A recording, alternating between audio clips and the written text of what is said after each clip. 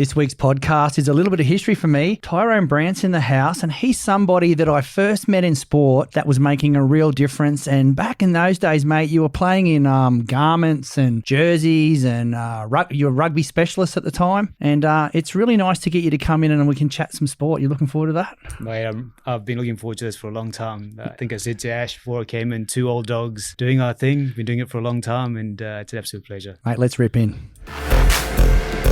Welcome to the Body Science Podcast. As always, the information contained in this podcast is for the information purposes only and is not designed to diagnose or be prescriptive to treat, prevent, or manage any injury, disease, or other health-related condition. Welcome to Body Science HQ, the world of fit, happy, healthy. And today, T-Bone's in the house. I remember one day in the early days, Tyron Brant I first met you back when you were Cougar. Cougar, yep. Yeah, you guys were sponsoring everything in sport at the time. Like, you were one of the most aggressive brands in Australian sport at the time. And we had a lot of crossover of teams back then and sponsorships. And outside of you guys and us, there wasn't a lot of people in sport in Australia doing it. It was more internationals coming in and doing things. And when we first started, it was really when we got to Australia, it was just Canterbury. That's right. Canterbury had everything. And I guess we saw an opportunity, saw there was a monopoly, and thought we'd get into the market, and things just started taking off. And as you rightfully said, you guys are doing the same at the same time, so we just kept bumping into each other. Yeah. And you seem to tolerate me, so we got it on quite well from there. No, mate, I always appreciated catching up with you because it was always good to get a real clear update on what was happening in the industry. I mean, we could sit back and be pretty honest with each other on what was happening and where sport was at. And we were both underdogs too, you know. We sort of started with, I know you had your family came in and worked a little bit. I had myself and Nathan were doing our thing, but we weren't those big, you know, we were little guys batting in a big field really back then. And it was also a field that had no rules. It wasn't like there was, like today, if you go into sport, it's pretty, you meet with some commercial guys and they're pretty much telling you what you're doing wrong and what you need to do in the next 5 minutes and how much that's going to cost you to do. Yep. And, you know, those days of that loyalty and that trust in sport, that like we did have that back then. There was a fair bit of loyalty back in the early days. You know, some of our sponsorships are pretty long, but yeah, look, it was the Wild West back then. It was. You know, I think what you said there is it's really underrated. You know, you guys, we started in the garage. You guys started in the garage. Exactly, yeah. And I think that's probably where we saw strength in each other, is that we weren't a global conglomerate. We literally started with rubbing 2 cents together and bootstrapped our way to growing brands the way that we did. You guys revolutionized sports nutrition as far as I'm concerned in Australia. Certainly team sport nutrition. I'd like to think that we did something quite similar to disrupt the market here in Australia within the apparel space. Yeah. And I still remember the days when I went to your factory one day and there's this big ugly machine in the corner and you were still making the material to make the jerseys on the Gold Coast. Yeah, I don't know if that big ugly machine was my brother or the actual machine. Well, he's a big ugly weapon, that thing. But you've been sponsoring him for a long time, but but we were making on the Gold Coast. To be honest, we probably would never have moved out of Australia. It wasn't because of, it wasn't a monetary thing. It was actually talent. To find people that could sew garments together was just impossible. So we actually ran out of labor before we had to move overseas. So it certainly wasn't money. And I know you guys are still manufacturing here, which is just wonderful, you know. It's not profitable, but it's wonderful.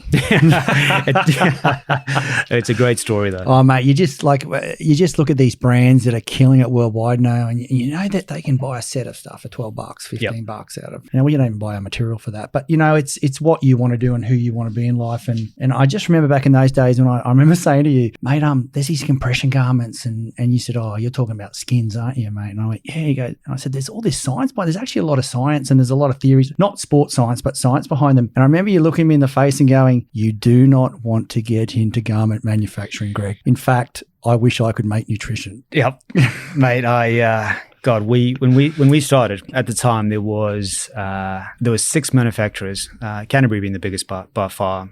You know, there's a couple of brands like Classic and Seacom were on, and all great brands, lot of history, and some really good guys leading it. We did a SWOT analysis probably 3 years ago, and there's 362 brands in apparel. And everyone that asked me my advice about getting into the industry, when it comes to apparel, I say, don't do it. Just don't do it. You're not making T-shirts. It's a lot harder than you think. And yeah, I think a lot of guys think that because you get into apparel, you are going to get into the field with the boys or be part of the action. It's not. It's a business, and you know it's a tough business and it's a tough industry to get into. You can trust me on that one. And mate, it is a tough industry because your sales are really based on team performance, aren't they? Like if teams are winning, people buy jerseys. Right. If teams aren't winning, and there's not that many teams that, you know, there's one winner in each category of what you play in each year, isn't there? It's a tough gig. Licensed apparel, is that the right way to put it? Yeah, licensed apparel. It is. In Australia, it is especially. Yeah. Australia loves winners. They're not fond of losers.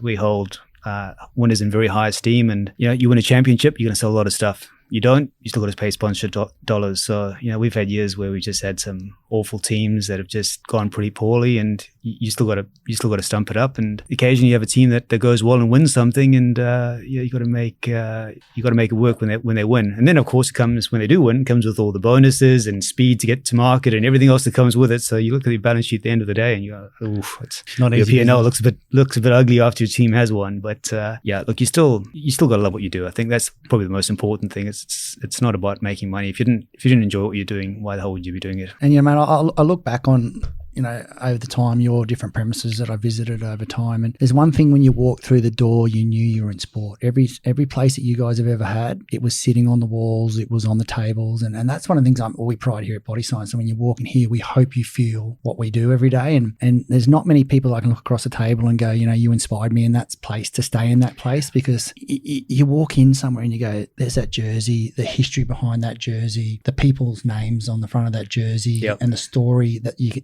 used to be able to see from that jersey in use, and you just go, and I still get that warm feeling when I see our garment, like our compression pants on a football field. Geez, when did we first make them? Back in 2003 or something, to some early days, 2004 or something. Probably didn't commercialise them for a couple of years after that, but had teams using them and all that. I still get excited when I see that. As you should, mate. It's it's reciprocal. It feels like we're on a first date and are talking about each other. But when you come into Body Science, you guys always you got that same feeling. You felt you part of it. This is organic. This is not something that's made up and you've brought in external guys and said, all right, make us feel like sport. You've lived it. You breathe it, and you can feel it from your staff as well. It's one of the things I actually hate the word staff, by the way. I don't know why I use it. You can feel it from your team.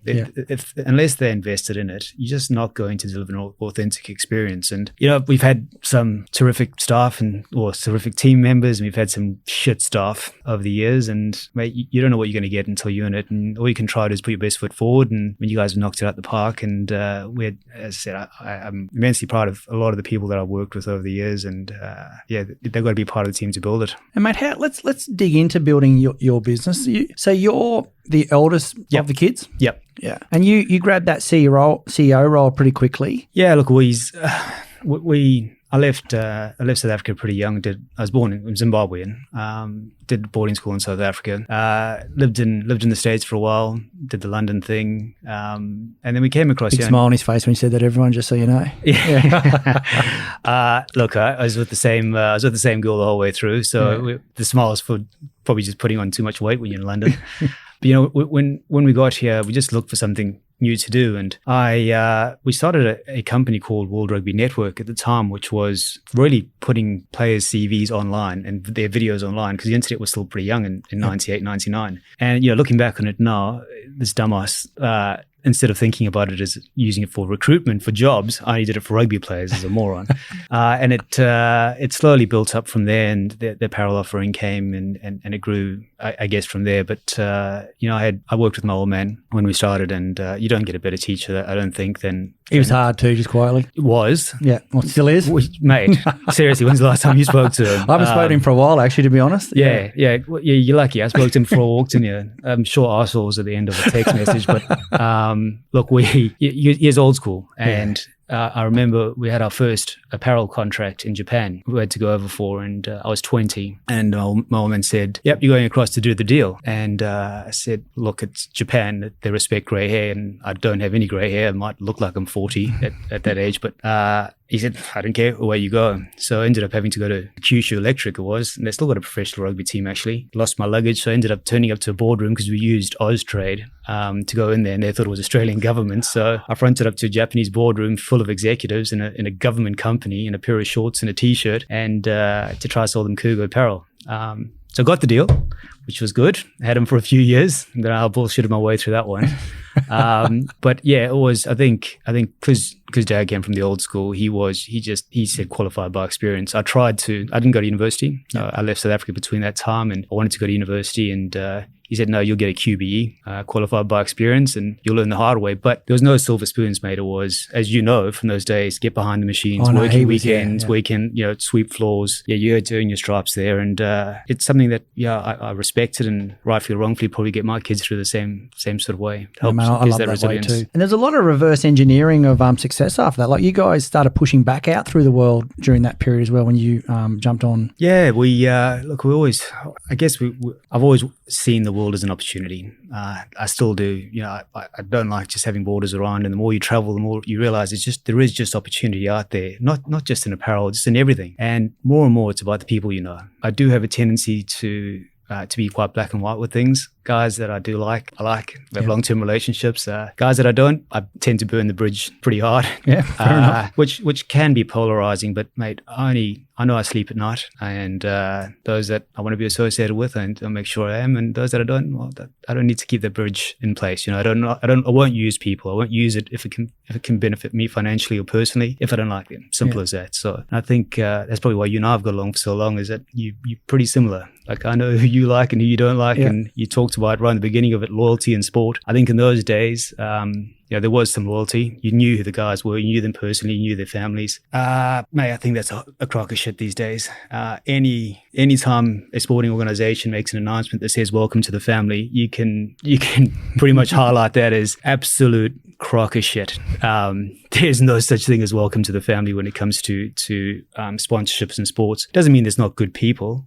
There's some wonderful people. But it's a business. It's a commercial transaction at the end of the day. And if someone turns around and offers them an extra 50 grand, 100 grand, they're going to take it. Absolutely. None of them are flush with money, but I think that loyalty thing's important to me personally and professionally. Oh, it's always been where Nathan and I sit, like loyalty is everything. If somebody wants to take the money, go for it. What I mean? Like it's just how you do that. It's that classic, are we having a chat about this, or am I going to find out from someone else? Yeah, well, look, I'll find out through errant emails. I'll find out through secondary. I know that I've informed you once before that, hey, buddy, I'm making these jerseys and it's not your brand on it. I know you're the sponsor. So, yeah, you're right. It's just have difficult conversations, mate. It's just rip the Band-Aid off. You have to have it. And it's much better just sitting in front of a guy and giving him the bad news. He can think of whatever he wants of you. At least you've told the truth and you can sleep at night. Yeah. But it's finding out those through the back doors that no one likes. Yeah, and that's the stuff that pisses me off. And a lot of people come to me and ask me, should I invest in sport? Is it where? And I'm the first to say, if you've got your KPIs and what you want to get out of sport, go and do it. It's probably one of the greatest avenues that you can work with to push forward. But if you think you're going to do a sponsorship with a team and 10 years later you guys are going to celebrate how good it is, that's not going to happen. No, mate, you bang on. Being so clear up front is vital. And it's it's things that you would take for granted that would be easy to give that actually starts ruining relationships. So everything that you can possibly think of that you want in the beginning of a sporting relationship, that's what you have to have in writing. And then just hold them accountable. Be friends, but it's got to be transactional. And it's time limited. If you do a 3-year deal, enjoy the 3-year deal. Yeah. If you want to renew. But and that's right. It's really hard for people to understand that, because we all think of sport back to when we were playing, under 16s footy as a team together, and they think of that team culture, and it's not. It's sporting teams need to make money. I've had this chat with quite a few people recently that they 100% Australian sport is underfunded. It needs funds, and I'm the first to put my hand up and go, I'm not that solution. Do you know what I mean? Like we're not. We deal with so many sports. Yep. We can't go in and deal with like South and be the jersey sponsor or whatever, because where we are in our DNA and who we believe in and our ethics and our values and all that, it's not about money. It's about participation, purpose, and giving people that performance lifestyle they're looking for. Yep. And that doesn't happen in the front of one jersey. No, you're right, mate. Sport it is underfunded, but at the end of the day, there's 24, 25 million people in a sport-loving nation. Everyone plays sport. Australia, we find out quite early that there's pride in holding onto the jersey as long as possible, like the replica jersey. So you go to a Wallaby game, and we sponsored the Wallabies, and you turn up and they're wearing their jersey from 1988. Fi Jones was playing with Adidas 3 stripes, and everyone's excited about it, showing the pride in it. The rest of the world's completely different. They buy the new jersey as it's launched, and the new European jersey. And I see Nike just launched their city jerseys for the NBA. There's more bloody jerseys these days than I've ever seen before. But everyone buys it, just shows pride in the team, where it's the reverse in Australia. It's holding on to that jersey for lengths of time that does hurt. And athletes, these days they look internationally, whether it's in rugby union, league, football, whatever you want to call it. They are looking at what guys are getting overseas. So how they're spending their money, what they're getting paid for endorsements, and whether you like it or not, they expect that sort of same number, even though there's not the population to support it here in Australia. So it's a tricky play, and I don't think we have a solution. But as you rightfully said, you're not the solution, and I certainly wasn't the solution. I'm the first to put my hand up and go, we're not your solution. Like we love sport. We're here for the players. If we can do something that's about those team dynamics, we're 100% invested in. We'll go 110. Yep, you always have. But yeah, but you guys did revolutionize compression.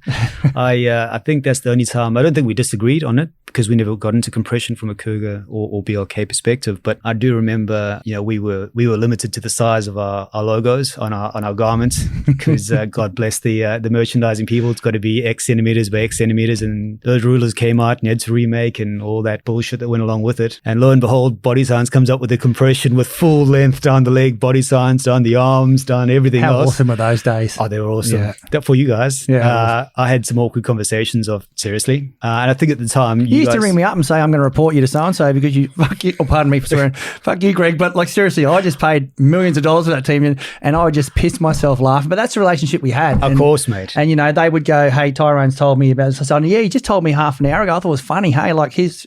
I always phoned you first, mate. Yeah, I'm sending him pictures and you weren't having a go. You were just protecting your asset. I get that. And those we were really we didn't care back then. Like they just didn't know how to handle compression. They were like, what is this stuff? Well, mate, Skins had made a bit of an impact in the early days on that, and because they ran their campaign, I think because we don't pay athletes, and we all know they ran contracts and did the things they did because we all could see those things at the time. Does sound it good, sort of fell under that. Oh well, there's no money in the compression, so we're sort of getting them. Just be quiet, and then I'm chatting with you. I even used to send you pictures. Look what I'm sending out. Yeah, you did. You prick. Yeah, like. Yep, I remember that very, very clearly. Getting those text messages. And your dad would say, "Get him in. We can have a chat." Yep, correct. Yeah, you arsehole. And we did. We pulled him back at one stage because it was a little aggressive. We couldn't see the whole word. We were losing half the word because of your shorts. But well, look, I think in a way, probably you and I are to blame for certain sponsorships and the price going up on some certain things. So yeah, it was fun. There were some fun things happen. Mate, you back in the days when you did the Wallaby deal, that was one of the biggest sponsorships in sport, wasn't it? Yeah, it was. Yeah. In fact, I think it was the biggest at the time. The biggest one. So we've dealt with the Wallabies a lot. And I love the brand. Yep. It's going through its rebrand and the things it needs to do right now, and rugby needs to do what it does. And I'm not an expert in the area, so I'm not going to go on about that. Back in those days, they were probably the premier sporting team in Australia when it came to worldwide brand. You think a lot of Australian sports is not a lot of cricket. Yeah, look, at the time, they'd come off such an unprecedented period of success, off the back of those Eels and Horan and household the rest names. of the days. I mean, they were. And Australians wore the Wallaby jersey as the national pride. You'd actually look at the cricket games and they're wearing the Wallaby jerseys in the stadium. So it was, for us, something that was extraordinary to get. I'm still immensely grateful for that opportunity. The brand does go down in history as being a manufacturer of the Wallaby jersey. I think anytime you do any national team, as you know, it is something to be proud of. And the guys, when they get their kit making a national team, that's who you're thinking of. It's the players. It's not just the brand. It's the players that they get to represent their team, and they're wearing your name on their back. And it was a pride time for the company for sure. And where I was heading with that was, I remember you telling me that you were going to sponsor the Wallabies, and I said, oh mate, that's a big one, that like wow type stuff. But then I remember you said to me, and it's one of the things that changed attack for me in Body Science today, you said, Greg, we're not about the players here, it's about the corporates and people that we can talk to grow our brand outside sport. And I just had sport blinkers back on in those days, sport. And I remember sitting back and going, and it's been a driver for me ever since, is that whole strategy that you had. And you had this amazing, I remember you shared your blueprint with me on where you wanted to go, and it was, you were revolutionizing what was happening. You were, and it led to, you getting esports teams that had outfits and your corporates at this, and I'd go places and your brand was everywhere at one stage. I just remember that, although that Wallabies deal, I don't think they won a game for 3 years or something. That was one of those lucky ones. Yeah, we got a bit unlucky. Yeah, that was during that period. There wasn't a lot of winning. You got to win 40 games to sell jerseys. But I just remember it launched you into a whole lot of new business that probably when you first started, you never thought you'd land in. Yeah, when we looked at the Wallaby deal, it was never about how many jerseys we were going to sell. Without getting myself into trouble, but probably some of the numbers that we were told that they sold weren't accurate. I think there's some creative accountancy done on some zeros there. But the strategy wasn't about just the Wallabies. It was, as you rightfully said, it was very much about the data that comes with that, the eyeballs that come with that, who we can speak to in different countries and how we can grow this brand off the back of the Wallabies. And that had to be part of the strategy, because if you think in this game, you're going to sponsor a team and make money from selling their replica kit, you're a moron. If you don't know that anymore, to anyone that's listening to this as in sports apparel, you are a moron. If you think that's how it's going to happen. It means that nicely. Stop doing it right now. Go get a job doing something else, because you are a moron. So stop doing it. Doesn't work. You need to have a much wider strategy and how you can execute this. Yeah. And I just, maybe you're talking to me about the corporate system, and you introduced me to a lot of people back at that stage too. And I just had no idea what to do with it at the time. I just was going, I need to get my shit together, Greg. Like, seriously, you've got some really good opportunities here and you don't even know how to talk to these people. You were introduced me to corporates about health and wellness programs. And I'm like, oh, gee, we don't actually do one. In my head, we should probably think about doing one. And I was like this little kid in Deers Lights and that's why I always, when I tell people about, the relationship with you, it's got a lot of history outside of what we put on sporting fields, Yeah, it's mate, it really does. And look, I think you've been over gracious. This is probably the first time I'm learning you didn't know what you're talking about, because when I was introducing you, I was like, mate, this is the subject matter expert. I'm the dumbass that just got this introduction. So listening to you say this now, I'm thinking, oh, Jesus, who have I got you into bed with? No idea. In the car, ringing people going, we need to do this, this and this. I don't know why we're doing it, but let's just go and do it. It sounds like a really good idea. And oh, man, for me, like success. It was so fun back then. Oh, but success, you just want good people to win. Simple as that. We got on, there's heaps of others I can mention that have got on. I just want to see them winning, because what's the point of winning alone? That's never been of interest to me, And it's not about the money. Like probably in my 20s, I used to hear people say that, and it's not about the money. And I used to think, yeah, you're full of it, idiot. mate. It's about the money. Like what car am I going to drive, and what are you going to do, and all blah, blah, blah. But you kind of get into your 30s and the company start maturing a little bit more, and you start realizing that there's probably a bigger purpose that you're trying to do. And it's the money can take care of itself, or it doesn't take care of itself sometimes. You have your wins and losses in life, but you actually start looking for, without being too cliche, the whys and the, what are we doing this Absolutely. for? Yeah. That does become far more important. And I guess it's the reason we're sitting here today, is because of those long-term relationships and the whys, right? Yeah. Well, mate, speaking of that, you've left the world of sports apparel, but you've got your foot in with a whole lot of people. Obviously you've got a lot of IP in that head of yours and that mighty good beard that you're growing. Yep. Is that a Movember thing, or is that a... Mate, that's just hard the triple chin thing. Yeah, it's a good beard though. Yeah. Makes me feel a little bit insignificant again. My favorite. Again, did you notice how I said again then? So. Look, my favorite thing used to be when people said, mate, you should shave that beard off. I showed them a picture of what it looked like without it, and they said, keep it. Keep it. Keep it. Looks great. Looks great. You could definitely pour a beer or make a coffee anywhere around this northern New South Wales, Gold Coast area. I do fit in down here. I just need the right fedora, and I'm in. I like that. Hey team, it's Greg from Body Science here. The Hydroxyburn Shred is back on shelf. It's our new therapeutic, has all the taste. And if you're looking for a better thermogenic, we've really pushed for the pursuit of a better thermogenic. Full disclosure on the labelling. What do we mean? Caffeine levels have changed. We all know the rules have changed. The ingredients have changed. The claims have changed. We have a clean label with premium quality ingredients for you. So what does that mean for you? You can look at things like metabolism and energy, sugar metabolism, fat metabolism, cognitive function, thyroid, and just general health and well-being. And it's all on the label. If you're taking a fat burner now and it doesn't say it on the label, have a look at it and go, why? Get on board. So, mate, what are you doing with yourself now? I see you got some New Balance shoes on. Yeah, mate. Look, I was working with the School Locker. It's a subsidiary of Harvey Norman. They wanted to, I guess, launch a premium sports brand. They wanted to on a global level, and we managed to get something together with the guys from New Balance and launch into team sport, which I think is the right play. I spent a lot of time in the States, as you know, and in a lot of the universities across there. And there's a reason that Adidas and Nikes and New Balance and all the rest of them are spending so much money in those universities, because the cradle to grave strategy. So I think if you're going to get into apparel, you should be looking at schools, you should be looking at universities, and certainly you need that footwear side of things. And New Balance is it's an understated brand. It's got a certain coolness about it. It's got a nice sort of retro feel. A lot of people sort of my age, your age, still think it's what dad wears to mow the lawn. There's actually this whole Man, I would rock those shoes you got on right now. Right. Like seriously, if they're my size, I'd say, can I have them? Yeah, but you see, I turn up to a university campus and they think I'm legit with these shoes on, you know. And but when I first bought it, you did feel like dad with the lawnmower. But we just wanted to get that up and going, which we did, and it's going terrifically well. And the guys are flying, and I think the strategy is in place for them just to get stronger and stronger, for sure. Nice. And mate, New Balance itself, is that's still a privately owned company, isn't it? Sure is, mate. I think that was one of the biggest attractions. It's still, I mean, it's a $6 billion company that's privately owned, which is very, very rare these days. Yeah, absolutely. Especially in this category, sport. It's tough categories, you know. There's been some highs and lows when you read there's no shortage of books and what's happened over there in the shoe industry. It's great to see a privately owned brand still doing what it does. Yeah, I mean, there's actually been a lot of books that have just been released. I mean, you would have read Shoe Dog, and Reebok just released the original founder of Reebok released his, and I just read the Van story the other day. And mate, the one thing that's quite phenomenal about all these stories is that sliding door moment that, you know, somebody hadn't quickly done a photocopy behind the door to get the bank's approval, or you know, the rubber company gone this way. These companies are gone. Globally iconic companies are gone off the face of the earth, and the sliding door moments, it's quite incredible. Yeah, mate, we were talking about that downstairs, like when Essendon, the Essendon supplement scandal, like we were Essendon's official supplement sponsor.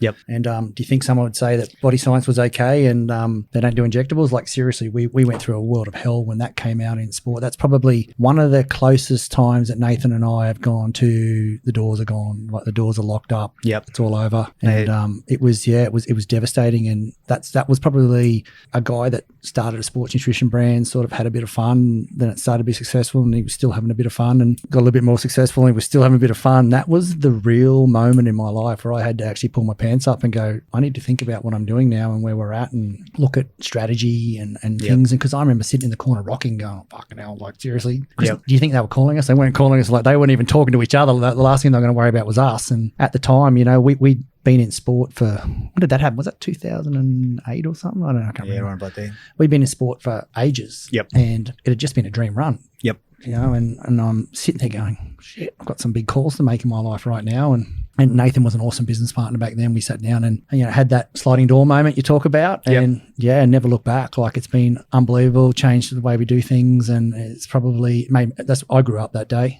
That was my day. Well, mate, that's exactly it, right? It's we won't talk about it on the podcast, some of the things that you did, but certainly had you not, I guess, taken some pretty harsh steps and made some pretty tough calls, but in the honest way that you always did, you wouldn't be here today. Exactly. That would have been the end of it, you know, but you did. You managed to get through that, and Body Science has gone from strength to strength from there, and it's a tribute to you guys as a team, not just you as a person, you know. We, from a BLK perspective, you know, we had that sliding door moment. I slid it the other way. No matter, I can sit here and give every excuse in the world. At the end of the day, I was CEO and director, and I couldn't get us out of a situation that occurred in Fiji that cyclone hit us, cost us $8 million. It is what it is. But mate, I didn't take the necessary steps to ensure that we were protected and had alternate solutions for a disaster.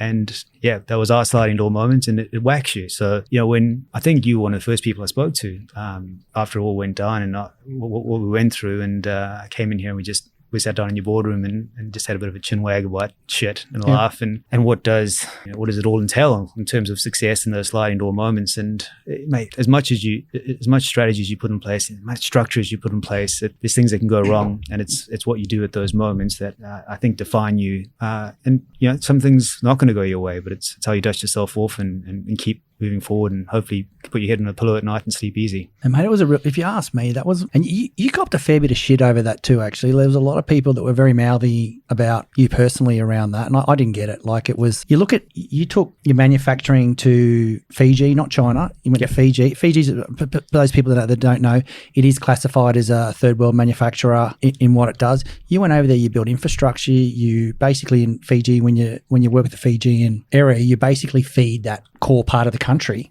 Yep. You did all these the things that I thought, wow, like you could have gone to China, probably made it cheap. You probably were getting stuff in the past from China, but you've gone over there and done this, and then Mother Nature says, no, we're going to do this. And I really I felt because your name was in the media. Obviously, we get a lot of sporting media updates. Yep.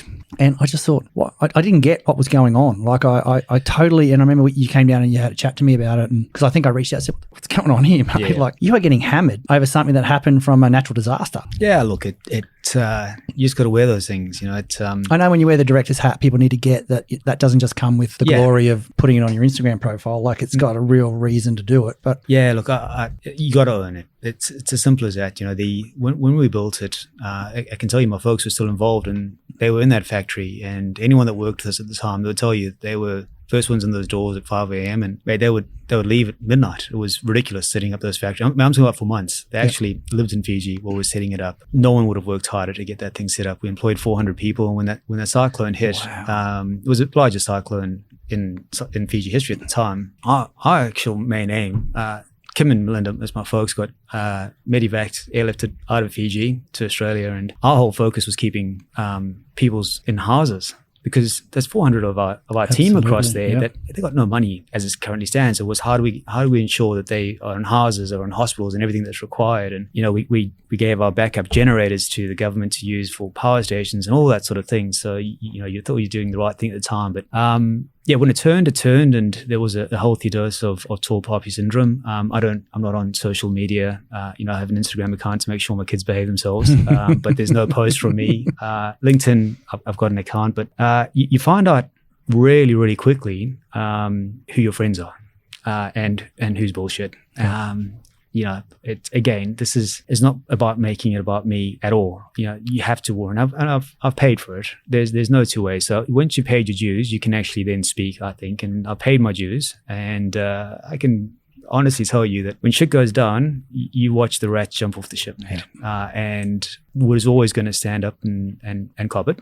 It is what it is. It's not in my nature not to. But yeah, there was some interesting times. I guess what I keep coming back to when there's some of those things, as you said, been saying in the media, was anyone that says anything that has got my phone number or it's got my email address and it's not saying it to my face, I really couldn't give a shit about. Yeah. Like if you know me and you got my number and you got something to say and you're not phoning me, you're saying it to the media, you're saying it to somebody else, that's a reflection on them as far as I'm concerned. I know who I am. I know what we did right. I know what we did wrong. I know that we employed during that period, over 1,300 people across the globe in 15 different countries. We're doing some cool things, paying millions in taxes. All that sort of stuff was happening. They don't know that. And really, I couldn't care about their opinion. Yeah, mate. Strong words too. People should listen to that because it's that close net that you can trust that matters. Correct. And jump into a topic like you're probably the most ungifted of the kids. Like you've got a brother. I'm going to throw it straight. You've got a brother who dominated in the strongman world, and you've got a sister that was high five. Yeah, so that is normally would be an insult. Yeah. I'm assuming we're not talking about intelligence. No. Well, maybe. I still don't talk about Greg yet, but he's coming. Yeah. He got the looks. Yeah. Well, he got the good guy as well, right? So everyone that meets my brother Greg, he's the good one. But yeah, my brother Warwick, who's a body science athlete rarely, and I still think he tries to get body science products every single time I see a social reaches media. Out every now and then. I send him on. I don't know if the girls do, but mate, every time I see a post, he's promoting you guys. So it looks like he's still a sponsored athlete, but he was the strongest man in Australia for well over a decade. He was third in the world. He was on the Metrics World Series, and that's after breaking his neck after being playing professional rugby in England at 18 years old. So the guy was just a freak. My old man was a swimmer in the Olympics, went to Munich Olympics. My sister was in high five. She was known, I'm a celebrity. My brother-in-law is Barry Hall. And then young Gregory's the good-looking, good dude. And I just ended up with all the shit genes. So and Kim's attitude on top of that. So yeah, I love it. Yeah, it's been a rough few cards dealt on the old genetic side. Yeah, that's life, mate. You got you got to put the CEO after your name, so all the joy of that came with that. That was a privilege and an honor. So mate, where are you at in life now? Where's the world taken you in the last couple of years since you've left that part of your life? Well, mate, look, that's probably the other than catching up with my old mate and as I said, talking a bit of shit and reminiscing. The probably life hand got dealt. I got dealt a really shit hand. My family got dealt a really shit hand. I met my wife Sandra when I mean, Kids? kids, 13 and 14. I was at the boys' high school, she was at the girls' high school. And again, cliche, but really was love at first sight. I can tell you exactly where I was standing outside Kings Park Rugby Stadium when I first saw her. And I was like, that's pretty good. That's Like, awesome. That's the girl that I want to spend a bit of time with. And she's the only girl I've ever been with. And we dated all the way through high school. She came across to Australia with me. We got married really young in Australia and had 2 beautiful kids. And mate, just never a bad word between us. It's just that, I think when you grow up with someone like that, it's hard to describe. It really is. You just understand each other perfectly. And it was 3 years ago, 4 years ago now. She just finished another half marathon. Again, genetics freak, just could do that sort of stuff. And for about a year, she had stomach problems, and she's gone to the doctor multiple times and had been diagnosed as everything from IBS to all sorts of other stuff, and every test in the world to get it done. Anyway, I came back after about a year, and she's crumpled up on the floor, and she's meant to be running the Gold Coast full marathon in 2 days' time. And she's a tough cookie. Like, she was a tough nut. And the doctor had said that she had something wrong with the hip. Mm-hmm. So they sent her to the physio. The physio had done some work and something had happened and she was in excruciating pain. So I took her down to emergency. They did more tests and they found an ulcer on her ovary. So she had surgery that day for an ulcer. We were meant to be running. We ended up doing the half marathon together the next day, and I said, "Look, I'll still run it, like, because this little tugboat had trained a fair bit, and trust me, I had to get that out." So I ran the half marathon, and that night I was in bed, and she phoned me, and I kept it on just to make sure. Obviously, went to go see her after surgery, and she was fine, chippy and all the rest of it. And she phoned me at midnight and said, "Something's gone wrong. There's feces coming out of the surgery hole." And they're rushing me into emergency surgery. They don't know what it is, but it's a problem. I have to come down there. So we rushed down there, got down there, and the doctor came out to see me and said, "Look, her colon and her stomach is just perforated. They don't know if it's a surgical thing, but it's basically leaked. They don't know if she's going to live through this thing." Anyway, she was in a coma. She was in a coma for 3 days, and they have to open you up and clean you out. There's a fair bit of mess in there, as you can imagine, and she had all the scars, came out of surgery, so came out of the coma, survived this because they said septicemia was a huge problem that had set in. And as she got out of surgery, they said the reason her stomach had perforated was she had bowel cancer, and it was stage 4. It pretty much spread everywhere, and her stomach had just collapsed. Just pure coincidence. She was at hospital at that time. It was nothing to do with the actual surgeon at all. Anyway, we went straight onto chemo. She fought it for 6 months. Did an incredible job. I can honestly tell you, hand on heart, did not cry once, did not complain once at all. Like, just freak of a human being. Freak. She had a colostomy bag the whole time. We went to Hawaii, and she surfed in Hawaii. She just did all the normal sort of stuff, like just chemoed all the way through. It wasn't a drama. February, we went back to the doctor and they said, look, looks like it's all gone. She looks like she's got all clear, so we'll monitor it over the next sort of 6 months, because you're not in remission until it's gone for about 3 years. And we're over the moon. We threw the parties, all the rest of it, as you do. Your wife just survived stage 4 cancer. Anyway, we went back 3 months later to do the test. Did the test, went back in for the results, and the doctor just said, "It's everywhere. You're not going to survive this." And that was 1 of 2 times I saw her cry. That was it. It was the usual. She's not going to see her kids finish high school. She's not going to see all the rest of it. And they said it'll take 18 months. Probably to get her the way it got her, but it ended up taking 8 months, and we lost her in March this year. Mate, that's devastating.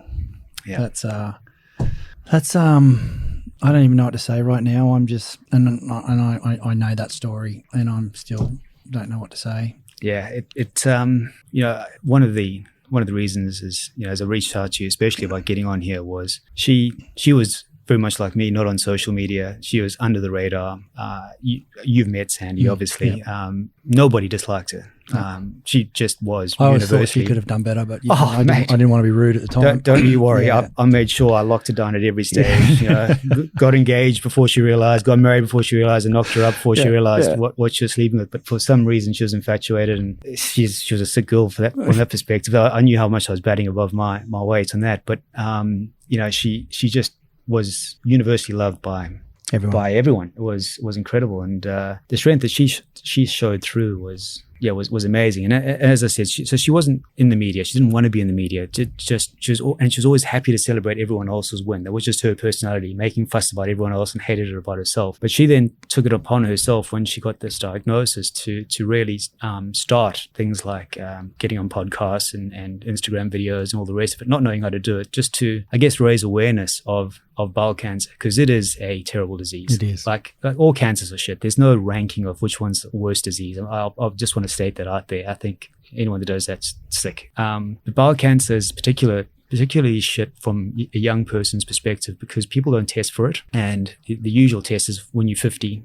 That's when you get the kit sent. You got to get the kit sent, right? In fact, if you're younger than 50, you have to pay for it. People don't even think about it. She was 39 years old, fit, healthy, just running marathons, gym. I mean, she was a freak. And went to the doctor. You know, they looked for things and they didn't even think about this. So she wanted to spend, I guess, her last 6 months on this planet, just letting people know, like, just go get the tests. And, you know, we've had Lauren obviously used her profile, and Barry used his profile to raise awareness. And I can tell you 4, maybe 5 people that have sent us messages to say they've had the test, it came back as something's wrong. They've had surgery and they caught it at stage 1 or stage 2, which you catch bowel cancer early, you're good. Like, it's one of those really good ones you can do some stuff with. But because you catch it so late, it's just a tough fight, and it's tough for everyone involved. And, you know, she was... I saw her cry twice. One was when they told her the first time, and that was a real shock. And the second time was when we went to the hospital for the last time.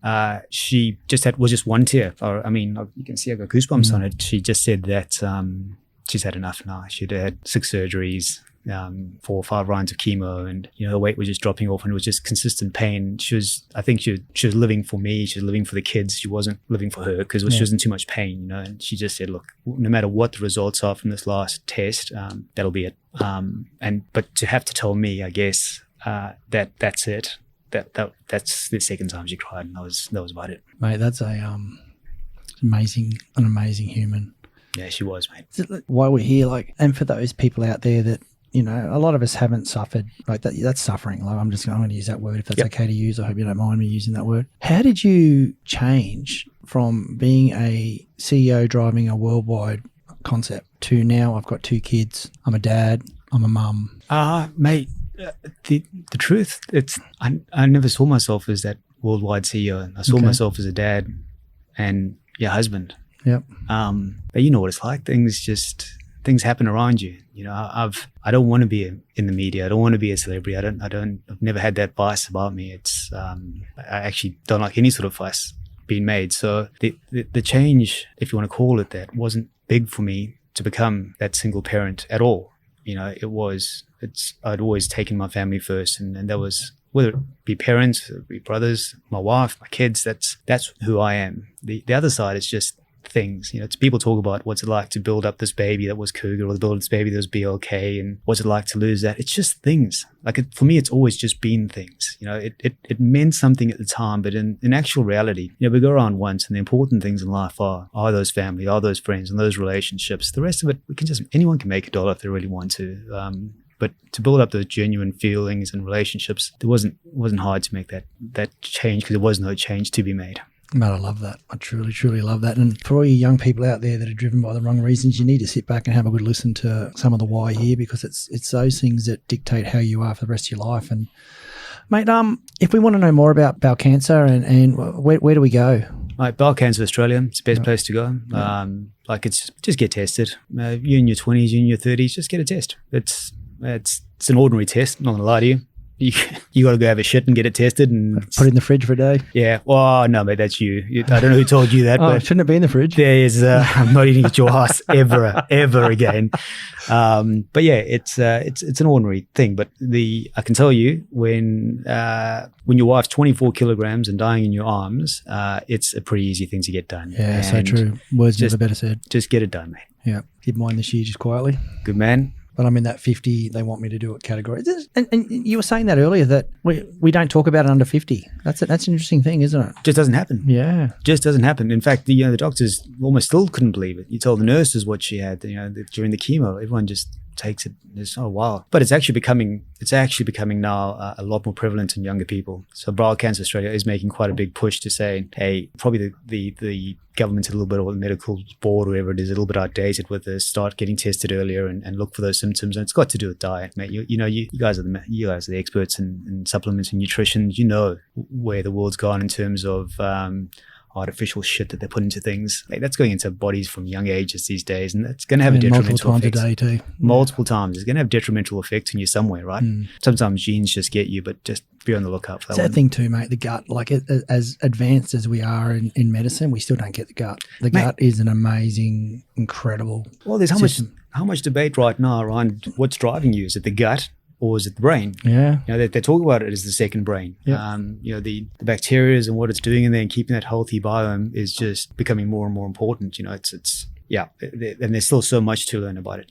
The more we think we know, we find out the little we actually do know about it. So that's why I'm such a supporter of stuff that you guys do, because I know you always talk about the cleanness and what you're putting into your products and what you're trying to get out of it and why you're trying to make a difference. It's not just about getting to the gym, pump as many weights as humanly possible and scream and get bigger. It's also about actually creating healthy humans, right? Absolutely, 100% behind that, mate. I could talk to you for hours. It's been an absolute pleasure to catch up. I'd love to come back in the near future and probably talk about a few things that we talked about before the podcast, because one day soon people need to know. Mate, when you're ready for the X-rated controversial one, you give me a buzz. It's the beauty of being black and white, and I'm happy to be the mouthpiece. You can just smile on the other side. Oh man, I love it. Look, there's not many people that I've met in sport that I've really stayed in contact with outside of what we do. There's a lot of commercial people I've spoken to and a lot of coaches who I just love, but from that, you were an alternative in that space that I'm talking about, and there's not a lot of people that I've met in sport that I'm happy to call a mate. And I love what you've done for Australian sport, and I love what you, as I said, you didn't even know, but you changed my tact a few times on the way through and what I was doing, and I just want to say thanks.